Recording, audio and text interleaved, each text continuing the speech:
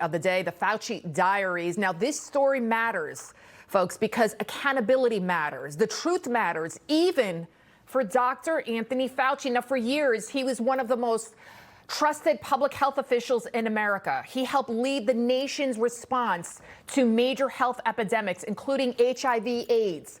We all looked to him for guidance during the COVID-19 pandemic. We were told to trust the science, to trust him, that he was science. And now we know we were lied to. We were pawns in a game to destroy the economy, to most of all destroy Trump's chances of winning the presidential election. We deserve answers to basic questions, but Dr. Fauci denied us that basic decency when he invoked the Fifth Amendment, the right to not incriminate himself 111 times. His decisions altered lives and families, including my own. I remember sneaking into the hospital to see my father. This is it, my father. Let's take away this video. Sorry, folks. While he was at the hospital, staff just left him alone in his room in the dark to die. We then took my father out of the hospital against doctor's orders. Paramedics brought him home on a stretcher. My mother then nursed him back to health. She ended up catching COVID herself and getting sick. But thank God my father survived COVID, and he didn't have to die in that hospital room alone. But not every family was given that chance. So many millions died alone, listening to the beep of a machine. Do you remember they were filling up plastic gloves with water to imitate people holding their hands? And they listened to that beep of a machine rather than the words of their family members telling them, "We love you, honey." Common sense ran on short supply those pandemic days. I remember taking my then toddler to a nearby park, taped off per Governor Cuomo's orders. She ran to the swings, and then a guy yelled from a window, "I'm going to call the cops on you." I looked at him. Nobody was around. We were getting outside to get some fresh air. And a cop arrived within minutes. I couldn't believe it. He actually threatened to arrest me, to put me in handcuffs, and to take my child into protective services if I didn't leave, all because I allowed my toddler to go and play on the swings and no one else was around. So I left that day. I felt hopeless, not just because people had clearly lost their minds, but their humanity. To threaten to arrest a mother, take her child into custody because she allowed the child to play. They convinced the world, right, that this was some kind of magical virus that could survive for days, and that if you dare touch something that somebody else touched, that you would die. You know, Fauci and friends will likely never go to jail. They'll probably never be criminally charged either. But perhaps we will. I find solace knowing that justice delayed is not justice denied, that they will all face judgment higher than any court. Now, President Biden, he granted Dr. Fauci a full pardon. Despite that, he refused to answer a single question. On the advice of counsel, I respectfully decline to answer based upon my rights under the Fifth Amendment to the Constitution. On the advice of counsel, I respectfully decline to answer based upon my rights under the Fifth Amendment to the Constitution. Let's bring in a man who served alongside him and was at that hearing, former CDC Director Dr. Robert Redfield. Doctor, thank you so much for joining us. So, Dr. Fauci, your former colleague, he sat there for hours, 111 times, refusing to answer, invoking the Fifth. What does that tell you? The American people, they deserve answers. I know you have been very outspoken about getting the truth out there. Yes, Lydia, I was very disappointed. I think Dr. Fauci should have answered the questions. I was hoping that he would start by apologizing to Senator Paul for some of his inappropriate behavior in previous hearings, and then go ahead and answer the questions.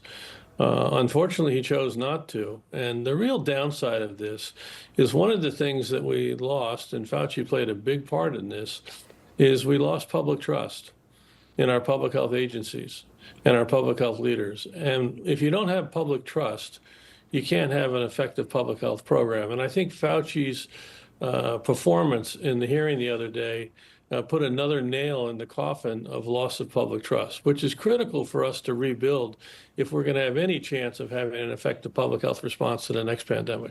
Doctor, it's interesting you say performance. Is that what that was? Because when you start reading some of the entries in his diary, it seemed like Fauci was enamored with himself, that he was thrilled to be celebrated on the cover of magazines and not doing what he was supposed to do.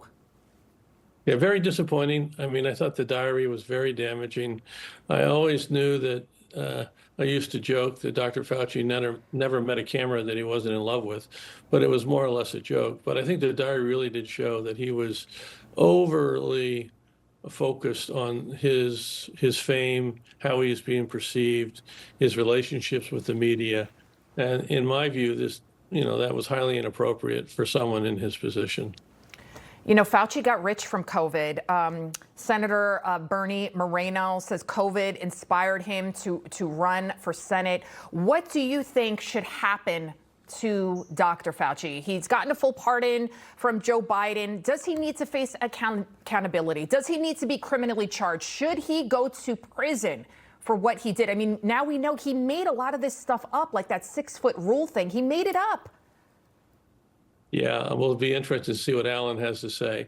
I think, clearly he has to be held accountable, but I don't know exactly how that gets framed. I think the best thing for Dr. Fauci to do, and I still hope that he will do it, is just to come clean, answer the questions.